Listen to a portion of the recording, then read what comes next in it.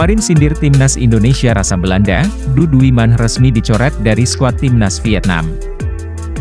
Fans timnas Indonesia tidak akan melihat sosok Du Duiman saat timnas Vietnam berlaga di Stadion Gelora Bung Karno, 21 Maret 2024 nanti.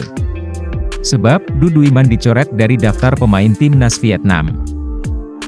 Du Duiman belakangan jadi perbincangan di kalangan fans Indonesia. Sebab, lewat pemberitaan di laman resmi VFF, Du Duiman menyebut komposisi pemain timnas Indonesia jadi bahan candaan di kalangan pemain Vietnam. Tim tersebut kembali melakukan naturalisasi secara massal. Kadang-kadang kami saling meledek, mengatakan kami tidak tahu apakah kami akan bermain melawan tim Belanda atau Indonesia, kata Du Duiman. Ucapan Du Duiman dapat sorotan tajam. Beberapa pemain timnas Indonesia memberi respon. Mungkin mereka takut melihat kita banyak pemain keturunan, ucap Mark Klok. Du Duiman dicoret dari timnas Vietnam. Du Duiman masuk dalam daftar awal pemain yang dipanggil pelatih Philippe Troussier untuk laga lawan Indonesia. Namun, bek 27 tahun itu dipastikan tidak akan bermain pada 2 laga melawan skuad Garuda. Sebab, Troussier resmi mencoret Du Duiman dari daftar pemain timnas Vietnam. Selain Du Duiman, ada 4 pemain lain yang dicoret dari daftar yakni Nguyen Hai Long, Truong Tien An, Giap Tuan Duong, Nguyen Chong Puong. Du Duiman adalah bagian dari skuad Vietnam yang bermain di Piala Asia 2023 lalu. Namun, dari 3 laga fase grup yang dijalani Vietnam, dia hanya bermain sekali. Du Duiman bermain sebagai pemain pengganti. Lalu, apakah Du Duiman dicoret karena komentar soal timnas Indonesia?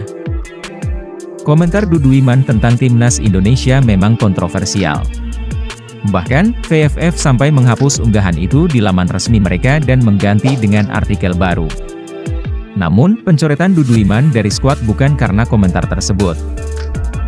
Philippe Troussier memastikan para pemain yang didaftarkan untuk menghadapi 2 laga ini adalah nama-nama yang sudah siap tempur. Selain faktor kebugaran, mereka juga sesuai dengan kebutuhan taktik pelatih. Baik para pemain-pemain yang tersingkir atau yang masuk dalam daftar final, mereka semua adalah seorang pejuang dalam sebuah tim yang solid, kata Philippe Troussier. Berita lainnya, Tom Haye dan Ragnar Oratmangoen resmi WNI, diusahakan ikut tandang ke Vietnam.